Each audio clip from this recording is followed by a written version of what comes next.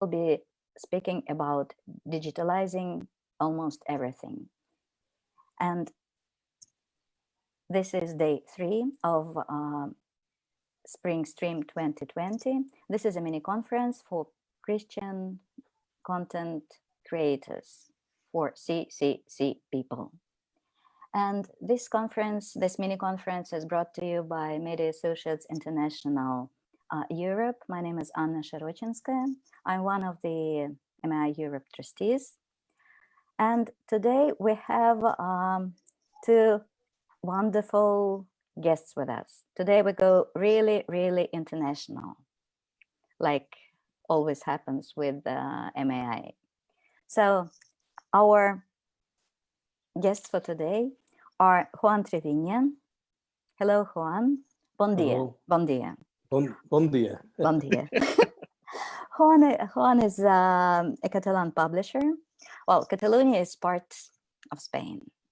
So he comes live from Spain. He lives close to Barcelona. And he is a publisher, a publishing consultant, and an author. So he has 2 hats. One hat is his company, which is called Producción Editorial.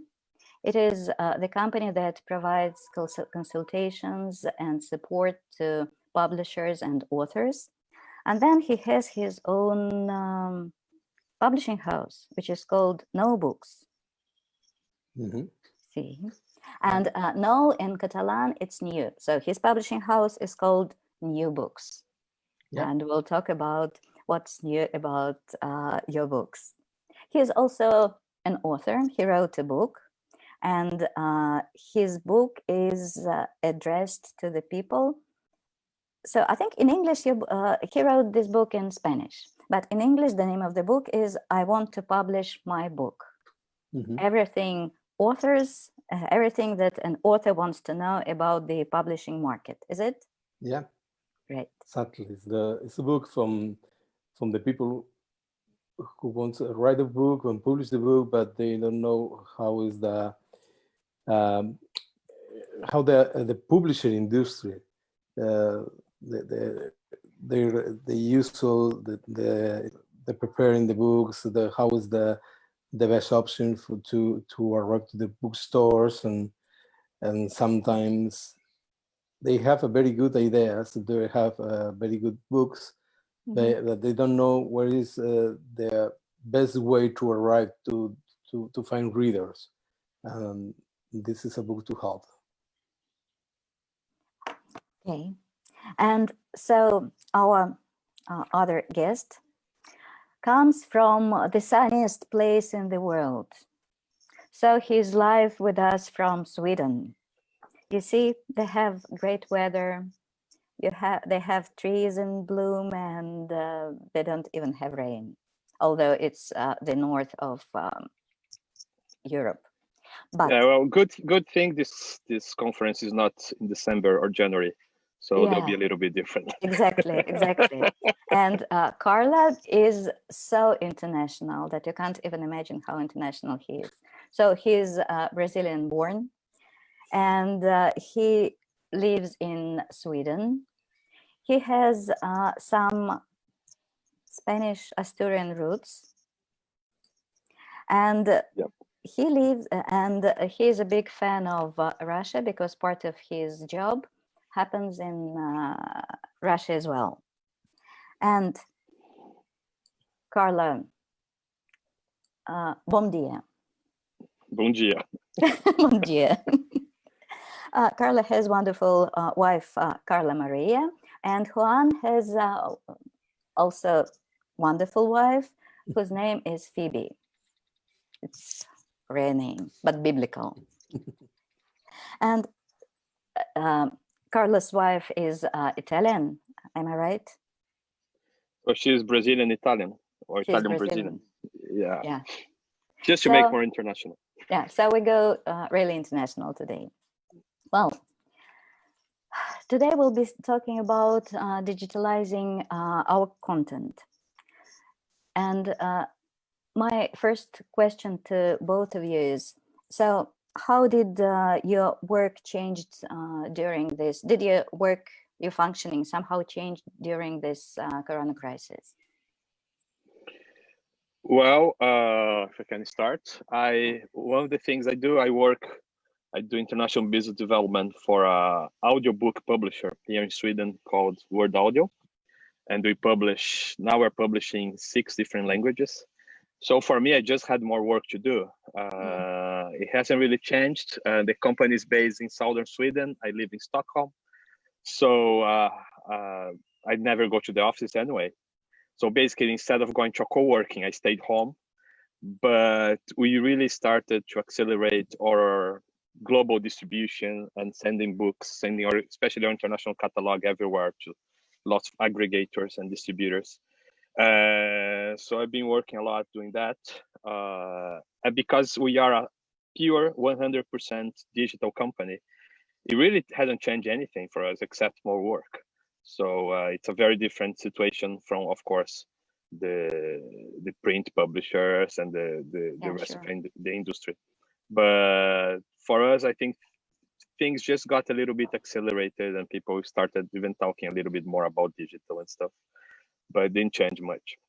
But then you have another project. I didn't say that you work for Swedish Word Audio Publishing. It's a company that does only audiobooks, but you have another project which is called Published News, and this is a digital newsletter and a website which tells about Spanish language book market. Yeah. Well, so did something change? Yeah, I mean, not for me, but for my colleagues. Published News is based in Madrid, so they were on a very tough lockdown there. Yeah. So Published News is a daily newsletter with news about the Spanish language market and everything that takes place with books, libraries, and publishing houses we try to cover. So the first thing was that after a couple of weeks, there was no news anymore, to be honest. Or the only news was that the market was really, really bad and nothing was really happening. And that was like this maybe for 2 or 3 weeks. Then new solutions or, starting showing up, some bookstores trying to sell in a different way. And then we start getting some news. But the first thing was a complete lack of news for us. So one thing we did, we started. Yeah, yes, gradually. But one thing we did, we started asking people all over the world how they're dealing with the quarantine. So we did this kind of collection of short interviews with people around the world. But it was cool to do that because the idea was to bring some hope. And my favorite question on the interview, just pretty much the same questions to everyone, is what is the first thing we're going to do after the quarantine is over? But one of the reasons we did that is because we really didn't have news. Everything was down. Sure. And the best answer for that is from a Brazilian friend of mine who lives in Rio de Janeiro, who actually said, once this is over, I just want to run and run and run at the beach until I just collapse of tiredness. So I thought that was a great answer because it was very honest. Juan, and in that sense, that was it. And Juan, what changed for you beside working from home? Did you have to do any changes in your company? Well, in our company, we changed the work system and the workflow a few years ago in 1998. In 2028, we changed our system because usually in Spain, the publisher workers working at home. And I live in a small town south of Barcelona, and sometimes it's very difficult to find the best professionals with the publishing services, but that our company needs. And here in our office, we only work 3 persons, and the rest of the team working on their homes. And it's not a change for us, really. This pandemic is not a problem to continue our project. We continue with the same team and with the same workflow, with the same systems, because we changed all the system we were in a few years ago. Yeah, so problem. it's good then you can help many other participants, because not too many people probably have this system from for working from everybody working from home. But well, for us, you also no. I said the first reason that we changed the model that we worked. So you changed it in 2018, did you? 2008. Ah, 2008. Yes, so it's almost 10 years. Yes. When you know the first big crisis of the century, yes. We changed the model. There are two principal reasons for us. First, you know, we are in the south. We are a small town, and it's very difficult to find here people, especially in publisher. And if we want to have the best team, we need the people from other cities and sometimes from other countries. Yeah, and you work worldwide. Yeah, and in the second reason, as we have our team is very young, and there are a lot of women. Then these women want to be mothers, and sometimes, yeah, it's natural. And this is not the reason to stop their professional lives. This is not a problem for us, but sometimes it's a problem to come 8 hours to the office. We decided, okay, you can work in your home. It's no problem for us. We can. The technology has put in our hands different tools to work without problems in our homes, and I think it's the best option for us. And we are very happy to take this decision in 12 years ago. This is our system without problem. Juan is a publishing consultant, and so he has to contact almost every day with many different publishers, big and small. And I think Carla also has a big experience of interacting with other publishers. So my next question for you will be, how do you feel which publishers, big publishers or small publishers, can survive better this corona crisis? So what's your experience up to now? Juan? Well, in the last few weeks, we have been faced with the urgent need to go to digital. COVID-19 has closed bookstores, publishing houses, and confined us to our homes for almost 10 weeks. And this situation has confronted us with the reality that many of our publishers and bookstores were not prepared to reach readers by another than traditional means. In the last few weeks, in our editorial services company, we have received dozens of requests to digitize contents from publishers who had not paid attention to digital until now. I think that the small publisher is very easy to move in these moments because it's very fast to make decisions in small publisher houses than a big publisher houses. Mm-hmm. But for the other hand, we can find that the big publisher houses are with a better direction to make this change, and I think. So they think more strategically, or why this happens? The big no strategy, technical with the technical. So they have more resources. Yeah. More resources. Exactly. Yeah, more resources. Exactly. Yeah. I think it's something is to change the mentality work to this situation, and I think the smallest have a small better situation than the biggest for this. I don't know what think Carlo, but so here Carlo, in Spain, what do you think? I think that almost like anything in publishing, the hardest one is on the medium size, because the smallest ones, as one said, could be more, can change easily, you know, have a small catalog.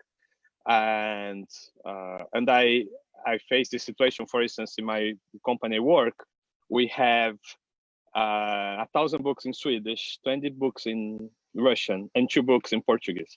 So to take care of my Portuguese catalog is so easy. I can upload anywhere. But when I now uploaded the Russian, now I need to go to the Swedish, and then it's big. So we are at the same time small and big, so I can feel that. But if you're a big company, you know, it's like an elephant and it's hard to move, but you have resources, don't have money. But if you're in a medium size, which honestly is mostly of the Christian publishers, lots of them are medium size, it can be a little bit harder because your catalog and your company may be too big to move fast, but at the same time you don't have enough resources. So that's how I'm feeling. But this whole Corona thing and talking about digital, I think has been a catalyzer. I don't think the Corona has changed any trend in publishing, but it has accelerated all of them. So, and in that sense, I think if you're a medium publisher, you really need to watch what the trends are going and making sure, because now it's even faster. So if you miss a train, now it's a bullet train. So if you miss the train, it's gonna be so fast. So I think it's harder for the medium size. So the medium size publisher try to have the agility of the small ones and somehow fight for resources to compete with the big ones and find solutions that will bring them equally. I think the digital world somehow is a lot more democratic, and you can play a more level game with the big publishers in the digital field than in the print field, where you need access to bookstores and logistics and stuff like that. So it might be an opportunity. So our life is so much digitalized today that even more than like our normal daily life is so much digitalized that I have, for example, to get a QR code if I want to travel from home now in Moscow. So where I kind of have those digital QR code passes. But Carlo said that our world and our publishing is moving with the bullet speed right now. And so what would you suggest for the publishers or, for example, authors who want to be self-published now and they want to go digital? So what kind of plan could you suggest for them? How would they start going digital? Because as Carlo said, digital world is more democratic than the big paper world. So Juan? No, it's okay. Your turn, Juan. Yeah, your turn. Okay, I know Carlo is okay. I think this is a very, very good option to the small or maybe in publisher houses, and this is a very, very good option for us like Christian publishers. I think we need 2 or 3 different things. The first thing is we must know our target. It's not the same the Christian publishing or mathematics publisher or a novel publisher. It's different. It's different. We need to know our target. We need to know the formats to understand the digital world. It's very different. The strategy that you must have with the physical books or in the digital books or in audiobooks is very, very different. The strategy we must change. The strategy is to work this project. In these moments, I think that one of the problems of the publicists, as they don't know about the digital formats, don't understand the business model, don't know how to put a price on ebooks, don't even have a contract to make digital formats too.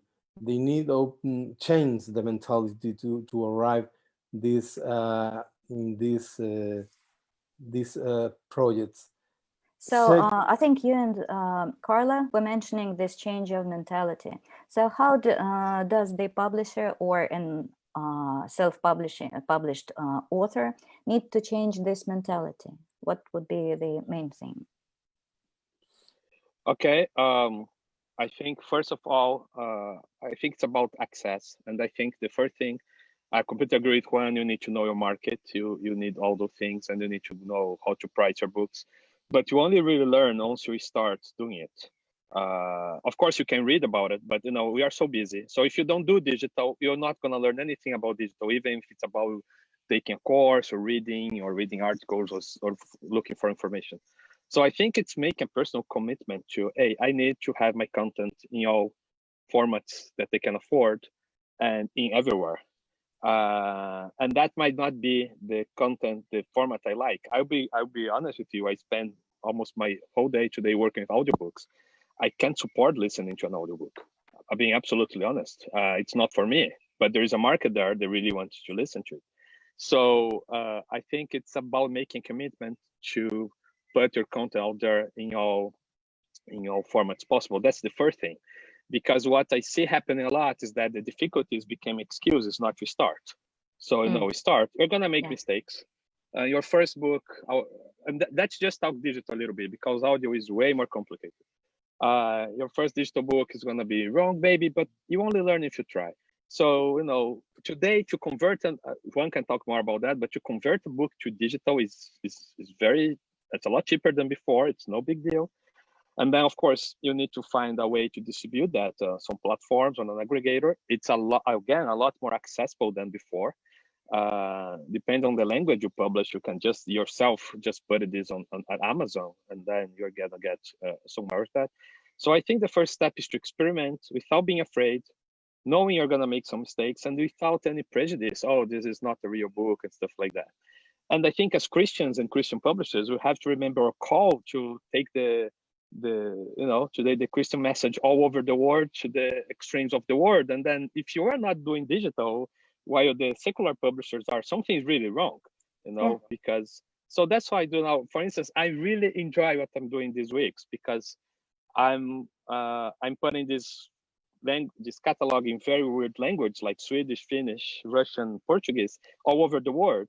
So another day I realized that Kobo in Australia had my Russian books there. Great. And then I Googled about the Russian diaspora in Australia to find out there are 20,000 Russians live in Australia. And I was happy because I put it on my Facebook. Now these 20,000 Russian people that live in Australia can locally download a Russian book at Kobo. So you mean to say that are we gonna sell a lot? No, maybe I'll sell 3 Russian books in Australia.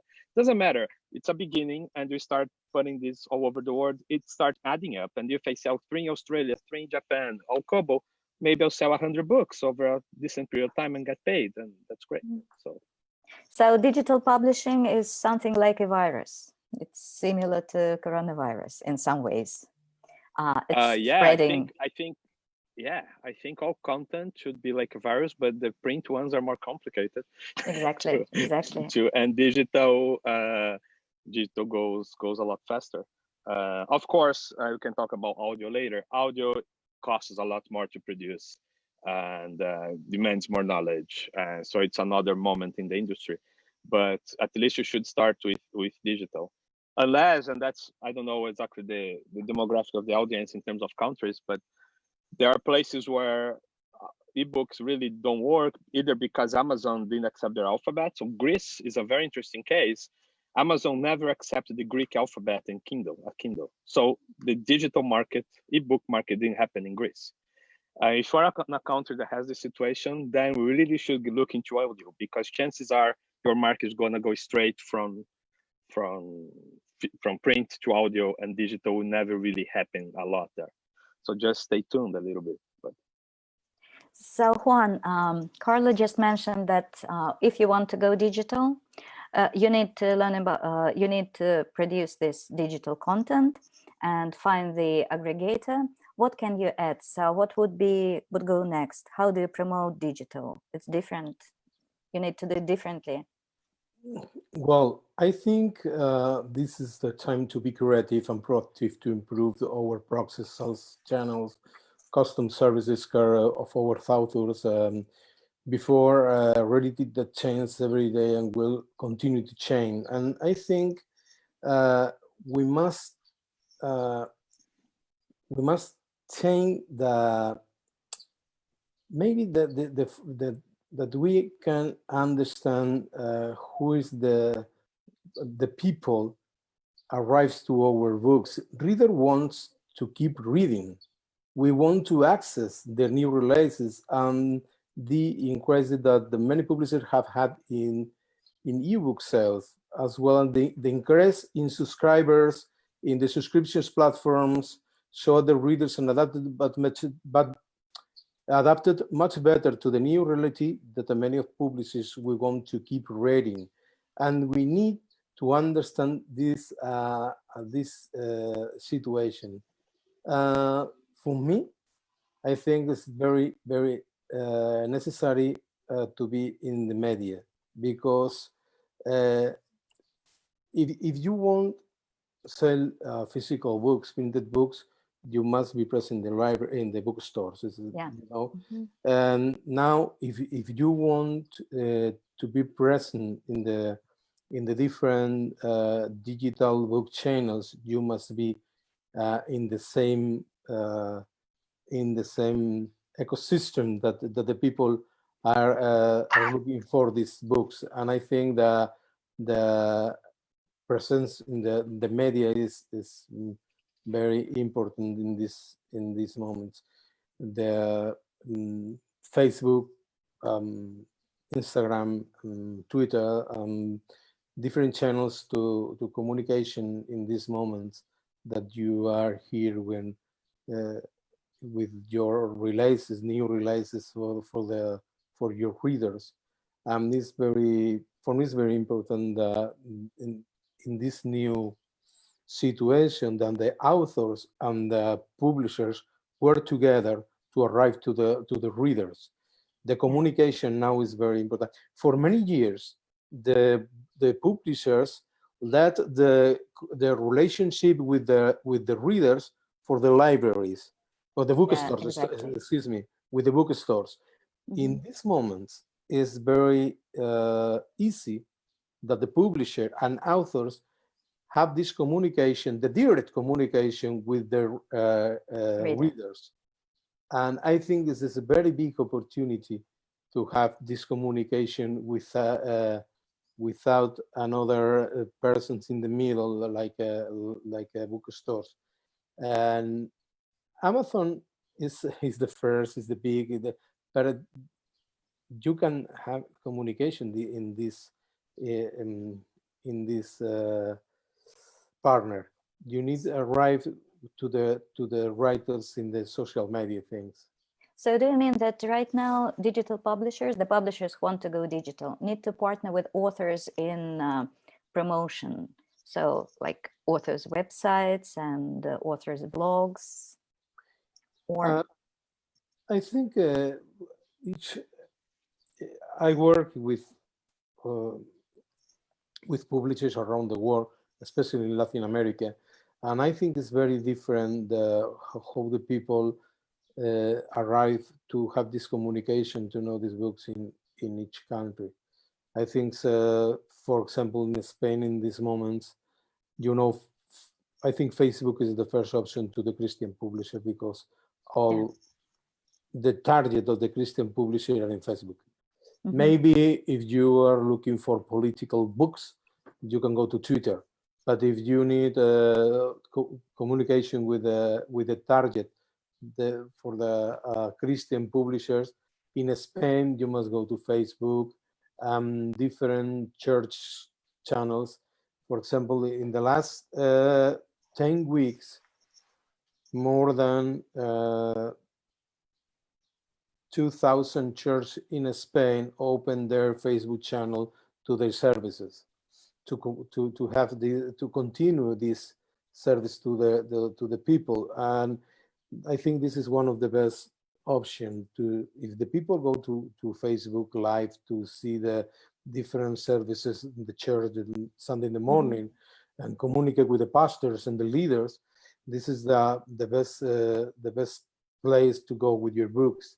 To communicate your new releases. A lot of publisher houses, Christian publisher houses in Spain, prepare Zoom meetings with the author. Is to open these channels of communication direct to the public is now the best. The best secret. That is not a secret. Everybody knows that this is the moment to go direct to the public, direct to the reader, and talk with the reader and know your readers and listen your readers. now we have enough technology around us to help us to prepare this. And then we need make a I don't know. I need to find the word in English. What is in Spanish? Alliance, alianzas, Carlos. Alliance. Alliance. You must find the best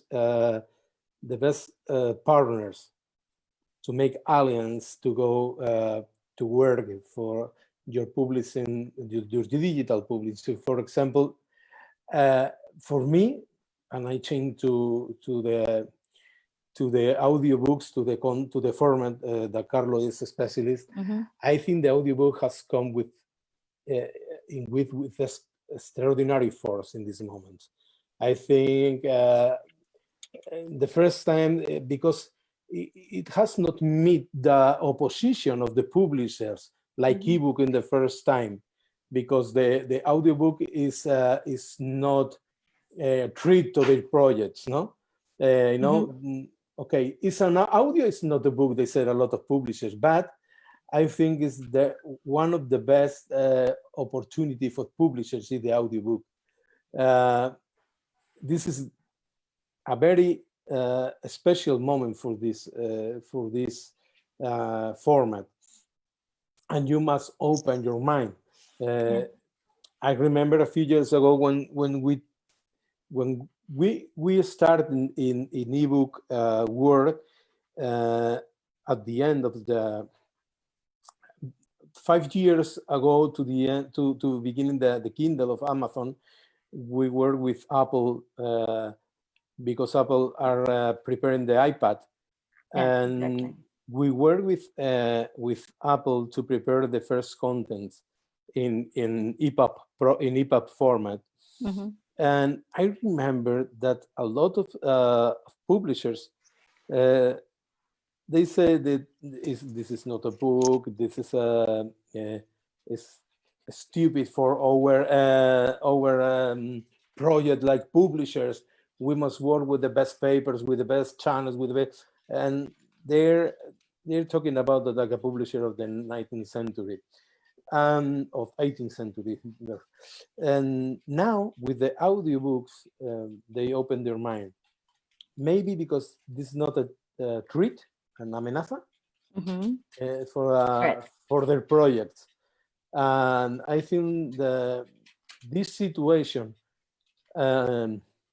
open the mind of the publishers a la fuerza, ¿no?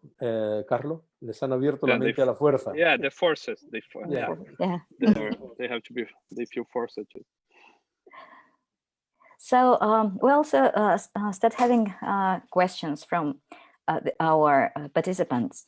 So we talked that it's really important to have an adequate price for a digital book. So Sergey is asking, so how to set an adequate price for a digital book? So Carlo, what do you think? Yeah, well, first should be cheaper than the print book.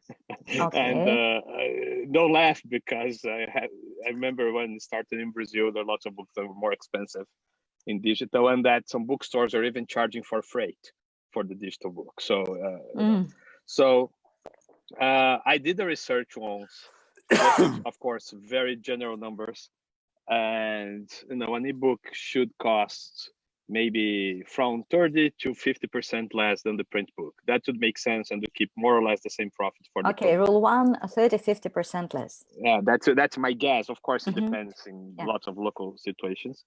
So that would be that. But talking about pricing, what has happened after the book came, and now it's the subscription model, where you actually, but it's the Netflix model. So Amazon has one.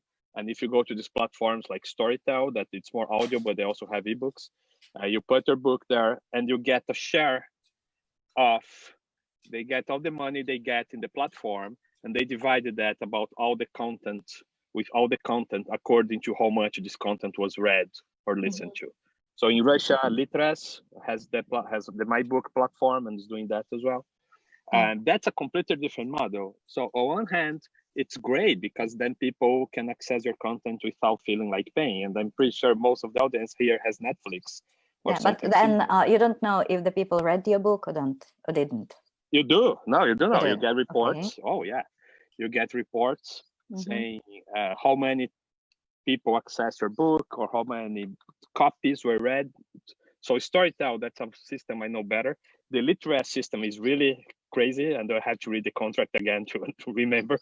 But at Storytel, basically they divide the book in 5 or 6 parts, and every time 5 parts are read, it's one book.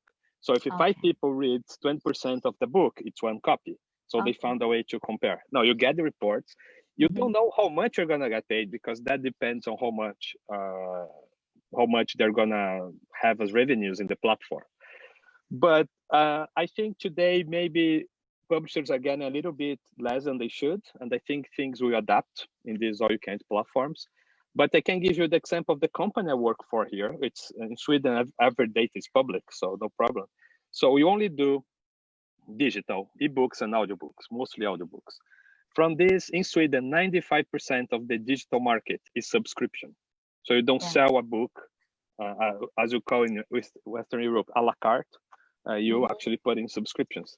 Word Audio made 3 million euros as revenues last year, in 2018, actually. And the our costs were 1.5 million. So you have revenue profit margin of 50%, which was the largest in Sweden. So something is working, you know. You can't say that it's killing the publishers.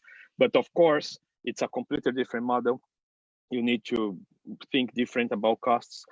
But so one challenge is, yes, to find the right price for the digital content you buy, but also get into these platforms, because, you know, if you're not getting now, you're gonna get later. So the better, the faster. And this would be a matter of negotiations with the platforms. Yeah, I'll try to negotiate with Litraz. Yes, it's a negotiation. Sure. That's how it went. And then I asked lots of questions. Takes 3 months, so I accept everything. But yeah, it's a negotiation, and Storytel as well.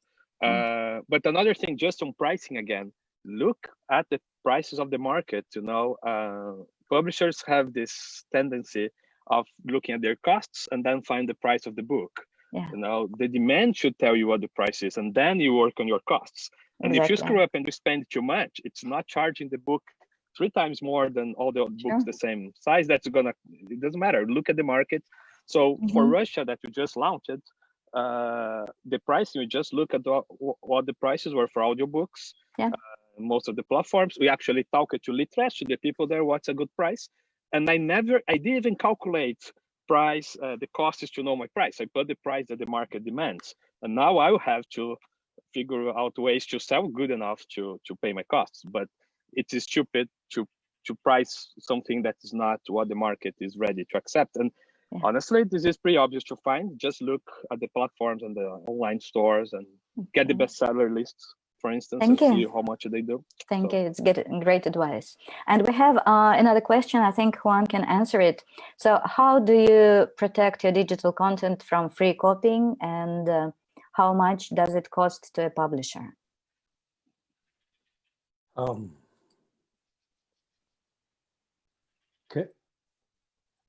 Now I read here. Can you repeat me, please?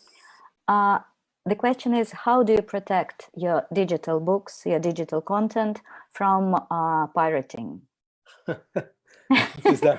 And does it cost anything to the publisher? Piratería. Sí. Sí, piratería. I don't know what is the best option to translating of this. Carlo, help me. Es imposible poner puertas al campo. Невозможно. Well, in Russian, sorry. It's impossible.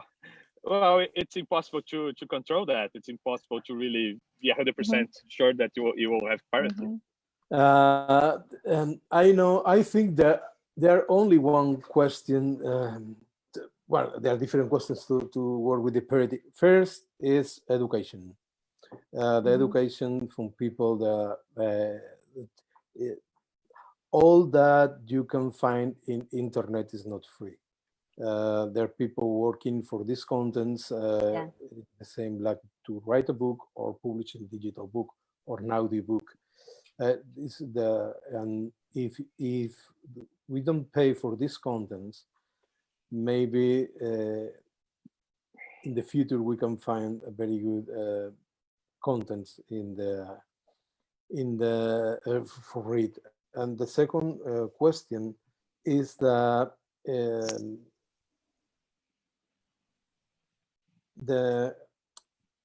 it's very difficult to work against piracy, because you can find different kind of people to write this for this content that are illegal things. I remember when I was a student. So there are two different types of readers. The ones who are reading paper are different from the ones who are reading digital.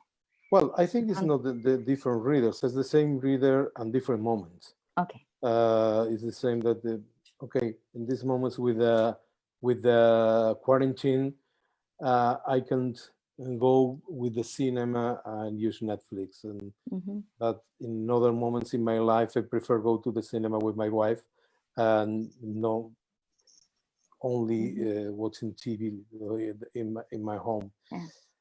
But I think there are different kind of people. I remember when I was a student, I was a poor student without any money in my pocket, and I have in my classroom there are people with a lot of money, and you know, when Bruce Springsteen decided the last is a long play, I go with my cassette. Okay, can you pay a copy for me for my car, please? Yeah, so you pirated a bit. It was piracy too, I think. So, but in the musical industry, everybody understands this is normal in this moment. When internet arrives, they transform the music industry, because you can find the same quality free with Napster or another platforms, and they change mentality for a lot of people. My mentality changed when I started the work and I have money. I prefer to buy my own plays, my vinilos, and have the original in my home. So Juan, you mentioned education is first thing. Is there any second thing? The second thing for me is a good price for the product. Okay, so it's education, good price. Yes, because if you have a book, an ebook at the same price of the paper book, this is a problem, because it's not the same. For the people to arrive in ebooks, they don't have the sentiment, and I don't know, el sentimiento de pertenencia. I don't know what is the word in English. The feeling of possessing of yeah. Then is the feeling of the real price of this product. Yeah. You know, you don't have paper, you don't have. But you still feel that you own it. Yeah. Yeah, you have like this. I know that here there money. Yeah, it belongs to paper. There you need to transport the book, and the reader have the perception that the books must be cheaper than this. And Carlo talks about the price of the ebooks. And I think if you have a correct price, and education is the two principal questions to work against the piracy, and the quality too. Yeah. Thank you. So we still have. Can I just comment on that shortly? Yeah. Again. Yeah. So just because he asked about how much it costs to the publisher, most platforms, they have their security systems now, so the publisher doesn't need to do anything, but they are not 100% efficient, and yes, you're probably gonna have some piracy. But let me tell you what: if you have a good product, you're gonna have piracy anyway, So you'd better profit a little bit on this piracy than just not do anything, let someone else to make the book available and not take advantage of that. And the subscriptions models are a very good way to fight piracy. I'm pretty sure movie piracy went down crazily because of Netflix on a decent price. So just something to think about it. Yeah, but generally, how Juan said, that you can't put the gates in the open field. I think this is what was he mentioned in the beginning. If you have a problem with piracy, that's a very good problem because you already have demand from your book. Now you just have to figure out the so we have to change our mentality in this way. Great. So let's briefly answer 4 other questions, and then in the beginning, just in the end, I will just ask both of you. You can start thinking. How do you see, like, couple of things?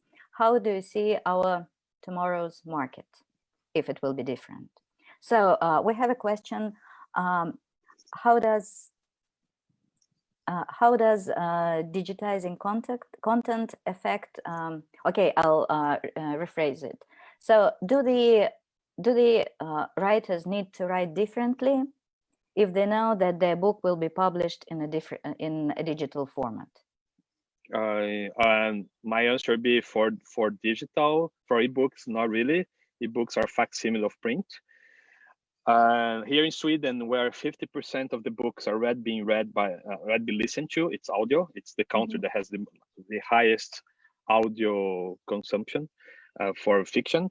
Yes, writers are already considering it. So if you create too many characters, and it's very hard to get the idea without going back a few pages and stuff, it might be very complicated for audio. If your book's complicated for audio, for fiction.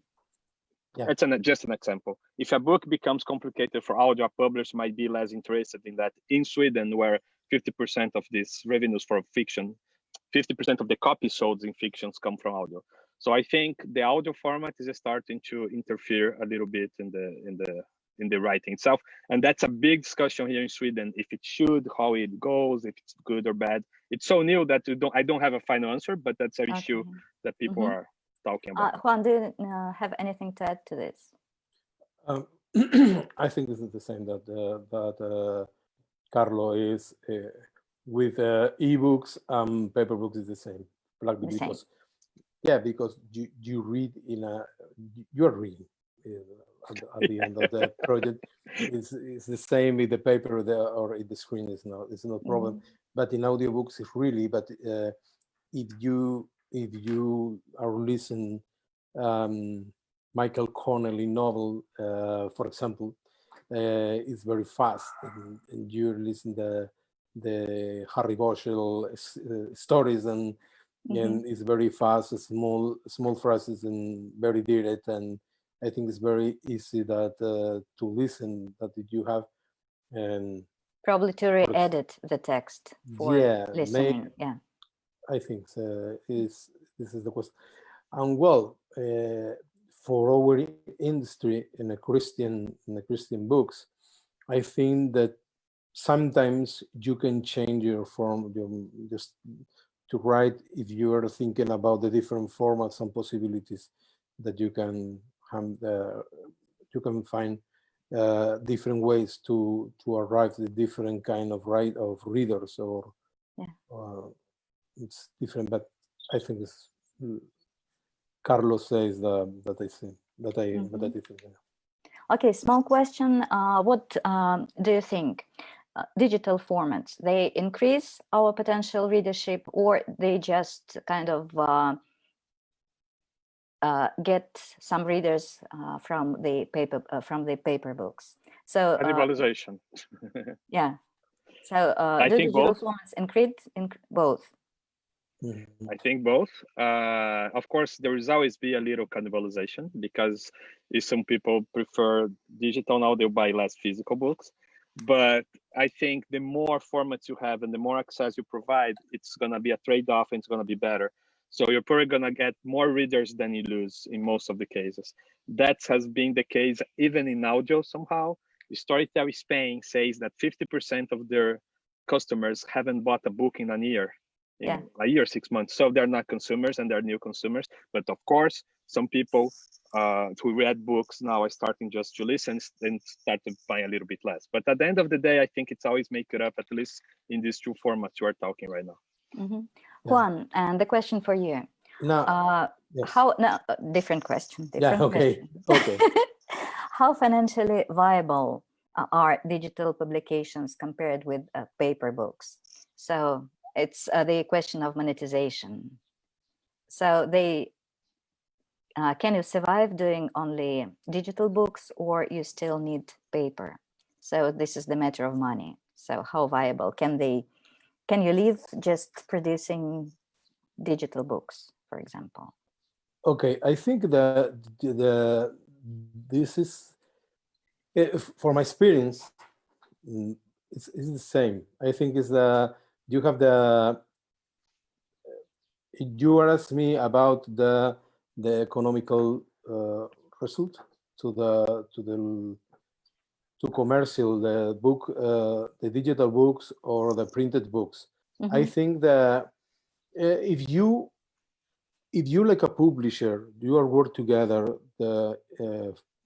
And now I talk like a publisher, and you know that you need this content in different formats. You work together, the InDesign to work the PDF to print it on the EPUB, the different channels. I think you must play with the price, and at the end of the project, you can find the same profit with the paper and the ebook if you calculate well the system. I think it's the same for us. For our project, we have the same profit in different channels with playing with different prices. It's not a really problem with this question. So they're viable. They're financially viable. Of course. And the next question, I think, to put it in plain words, it's how actually you educate the audience in those countries that are not used to digital content. I don't know if those countries exist, but I think this is question probably linked to pirating. So you think this country? Yeah, I think it's a good question actually. It depends, because it really depends on some big platforms to show up, especially for ebooks. Yeah. So like I mentioned before, like Greece, where you didn't have Amazon, it's very hard to do that. But I think that this, as I said, this Corona is a catalyzer of everything. So doesn't matter which country you are, with the exception of Belarus, you probably stay home a lot. And then you probably, as a consumer, you start understanding that maybe a digital book is a good idea because they could have access for that. So maybe I think people kind of forced itself to start trying this, and so it's a good moment for that. And for audio, it's really beginning in several countries. Again, it doesn't matter. Probably you don't even know in some countries if people like audiobooks or not, because they don't exist. I'll use Greece as an example again, because it's a market I know a lot. There is almost no audiobooks in Greek. So people just speculate, oh, it's not going to work. No one really knows until there are some content that is available and the people has access. So I think that we are probably in lots of countries are still in the first step, which is let's make this available. Let's have a leap of faith and trust that, as in all the other countries in the world, there will be demand for that. Let's try to do it. But you basically depend on find a way to really give access to people in terms of price, in terms of a platform to be able for the market to grow. I think these quarantine times really help digital because people really give it a try and have tried probably already.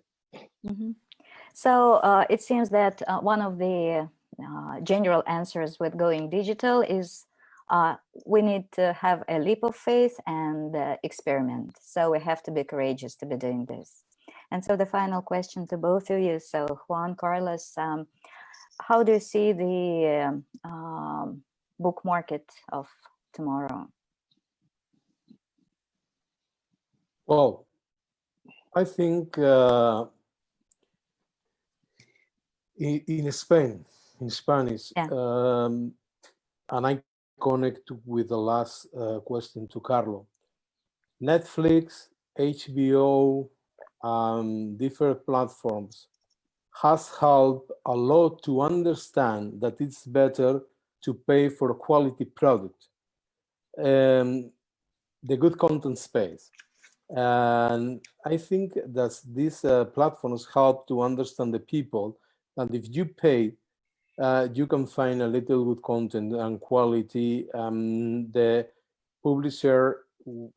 The publisher work is important in this question for the future. I think that one of the most important things is the subscriptive platforms from publisher houses too. I think in my experience that in Amazon, with Amazon Prime, this is the Amazon platform. You know the name? I don't remember the name There's of Amazon the Prime platform. It's Prime, the platform to subscribe the reader. I don't know. It's no limit. Kindle Unlimited. Unlimited. Kindle Unlimited. Kindle Unlimited. Yes. Exactly.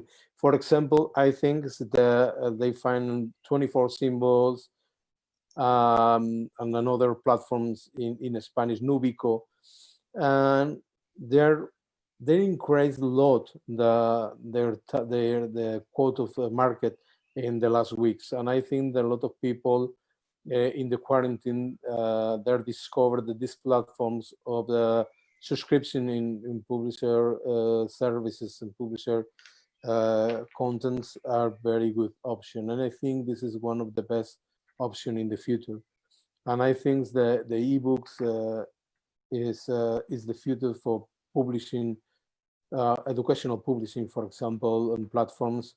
We are work together, the paper, the ebook, and audiobook for different ecosystems to arrive with the different kind of people or different moments for the same people.